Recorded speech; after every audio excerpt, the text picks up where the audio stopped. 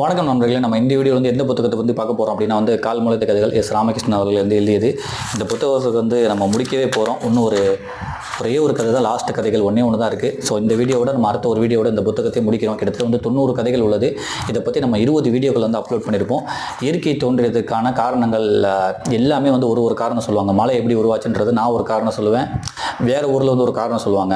நெருப்பு உருவானதுக்கு சிக்கிமுக்கிகளில் உரசினாங்க, நெருப்பு உருவாச்சுன்னு சொல்லி நம்ம ஒரு காரணம் சொல்லுவோம். ஆனால் வேறு ஒரு நாட்டில், வேறு ஒரு ஊரில், வேறு ஒரு பூர்வக்குடி மக்கள் ஒரு கதை சொல்லுவாங்க. அந்த மாதிரி எல்லா கதையுமே தொகுத்து தான் இந்த புத்தகத்தில் போட்டிருக்காங்க. அது மாதிரி நான் இந்த புத்தகத்தில் இப்போ 2 கதை படிக்க போகிறேன். சில கதைகள் நம்பும்படியாக இருக்கும், சில கதைகள் என்னடா இதெல்லாம் ஒரு கதையா அப்படின்ற மாதிரி இருக்கும். ஆனாலும் அதுதான் இந்த புத்தகத்தில் உள்ள ஒரு சிறப்பு. எல்லா ஊரில் உள்ள, எல்லா நாட்டில் உள்ள கதைகளையுமே தொகுத்து எஸ் ராமகிருஷ்ணன் அவர்கள் எல்லாம் போட்டிருப்பாங்க. சின்ன பிள்ளைங்களுக்குமே புரிகிற மாதிரி இருக்கும்.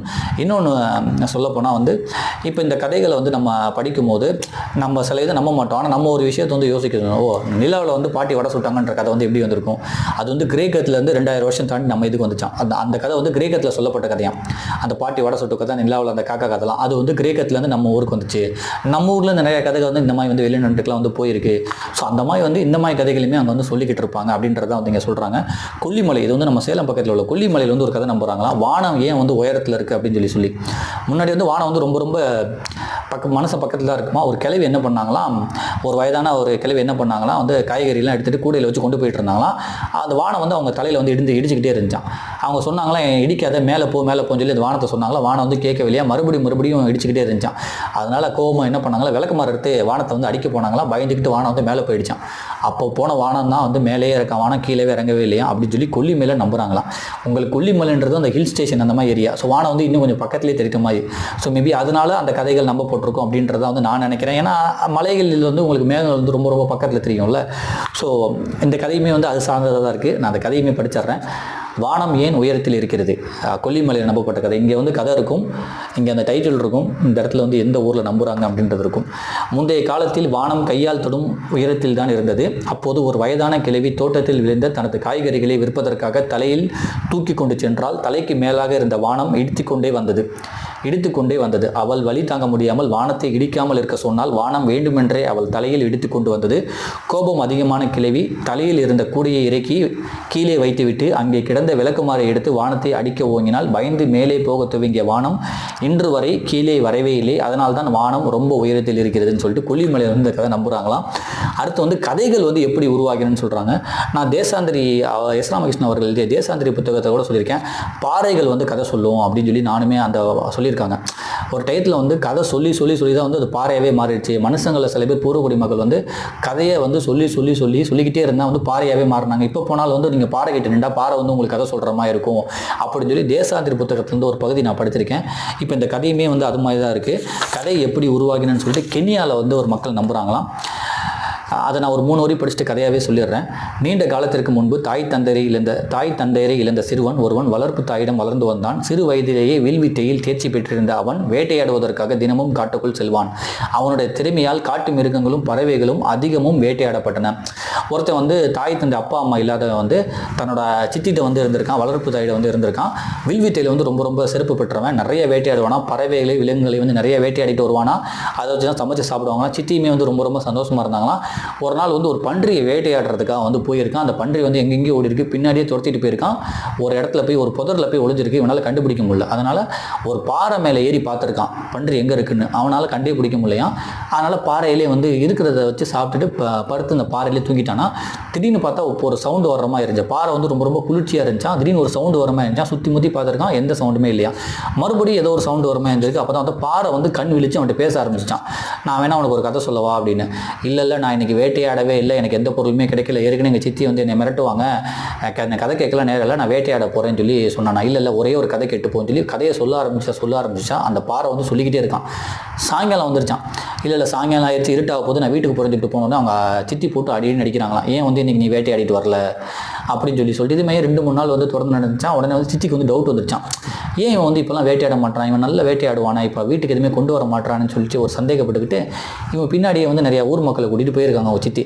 அப்போ தான் தெரியுதான் தினையுமே வந்து அந்த பாறையிட்ட உட்காந்து கதை கேட்டுக்கிட்டே இருந்திருக்கான். அந்த கதை சொல்கிற ஆர்வத்தை பார்த்து சித்தி வந்து அந்த ஊர் மக்களை கூப்பிட்டு போனாங்களா, அவங்களுமே வந்து அந்த பாறைக்கிட்ட வந்து கதை கேட்க ஆரம்பிச்சிட்டாங்களாம். தினையுமே வந்து அப்படி சொல்ல ஆரம்பித்தது தான் வந்து இன்னுமே வந்து கதைகளாக அப்படியே பாறைகள் மூலியமாக தான் மனுஷங்க கதையை கேட்டு மனுஷங்க கதையை சொல்லிகிட்டு இருக்காங்க.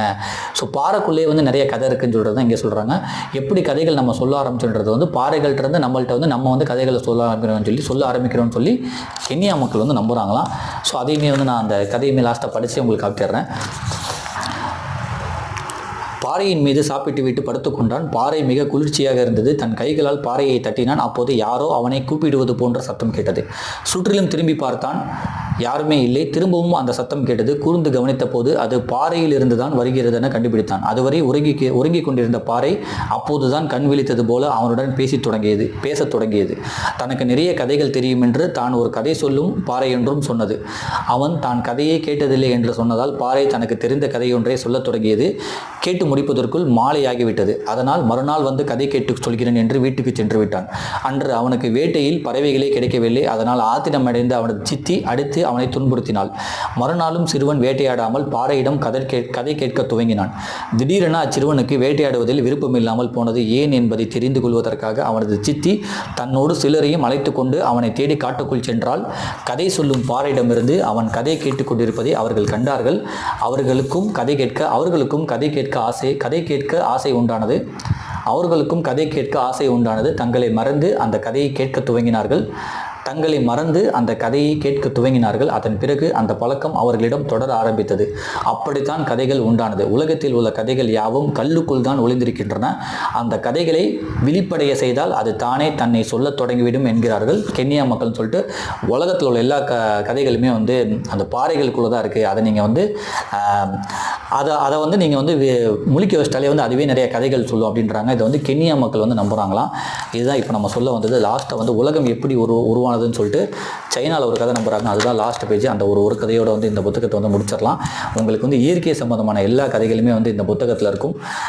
இயற்கை குறித்த அறிதலை முன்வைத்து உலகெங்கும் சொல்லப்பட்டு வரும் வாய்மொழி கதைகளின் தொகுப்பு தான் இந்த புத்தகம்.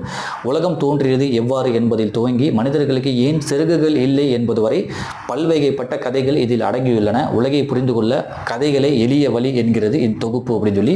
உலகத்தை புரிஞ்சுக்கணும்னா வந்து அதுக்கு வந்து கதைகள் தான் வந்து சிறந்த வழின்னு சொல்லிட்டு இந்த புத்தகத்தில் வந்து சொல்லியிருக்கு. இந்த புத்தகம் அதனால தான் வந்து இவ்வளோ கதைகள் வந்து அந்த புத்தகத்தில் தொகுத்திருக்கேன்னு சொல்லியிருக்காங்க. உலகத்தை நீங்கள் புரிஞ்சுக்கணும் அப்படின்னு நினச்சிங்கன்னா ஸோ இந்த புத்தகத்தை வாங்கி நீங்களும் படிங்க. நேரம் ஒதுக்கி படிங்க. கண்டிப்பாக நேரம் இருக்காது, நீங்கள் நேரம் ஒதுக்கி படிங்க. செல்வேந்திரன் கூட சொல்லியிருப்பார், ஒரு மிகச்சிறந்த வாசிப்பாளன் வந்து எப்படின்னா வந்து நேரம் கிடைச்சா படிக்கிறவன் வந்து வாசிப்பாளன் இல்லை, நேரம் கிடைக்காம இருந்தாலுமே வந்து நேரத்தை ஒதுக்கி படிக்கிறான்ல அவன் தான் வந்து மிகச்சிறந்த வாசிப்பாளன். எப்படி இருந்தாலும் வந்து ஒருத்தனுக்கு நேரமே கிடைக்காது. அவனுக்கு 24 மணி நேரம் வேலை இருக்கும், குடும்ப பிரச்சனைகள் இருக்கும், வேலைகள் இருக்கும், அலுவலக பணிகள் இருக்கும், பர்சனல் ஒர்க் எல்லாமே இருக்கும். இருந்தாலும் அதையும் தாண்டி அவன் வந்து எவன் நேரத்தை ஒதுக்கி படிக்கிறானோ அவன் தான் வந்து சிறந்த வாசிப்பாளன் அப்படின்னு சொல்லி சொல்கிறாங்க. ஸோ நீங்களுமே முடிஞ்ச அளவுக்கு நேரத்தை ஒதுக்கி படிங்க. நிறையா கற்றுக்கிறதுக்கும், நிறைய பொறுமை வர்றதுக்கும், நிறைய பக்குவம் வர்றதுக்கும், உங்களை பக்குவப்படுத்துறதுக்கும் இது கண்டிப்பாக இது ஹெல்ப்பாக இருக்கும். அந்த வாசிப்பு பழக்கம். இன்னொன்று வந்து வார்த்தையோட கணம் வந்து உங்களுக்கு தெரிஞ்சிச்சுன்னா, படிக்க உங்களுக்கு அந்த வார்த்தையோட கணம் தெரிஞ்சிச்சுன்னா நீங்கள் வந்து வார்த்தையை யூஸ் பண்ணுறப்போ ரொம்ப பார்த்து நிதானமாக வந்து யூஸ் பண்ணுவீங்க. பெரிய வார்த்தைகள் வந்து விட்டுற மாட்டீங்க. அதுக்கு வந்து வாசிப்பு பழக்கம் வந்து ரொம்ப ஹெல்ப் பண்ணும். கால்முளைத்த கதைகள் எஸ். ராமகிருஷ்ணன் அவர்கள் எழுதியது. நன்றி.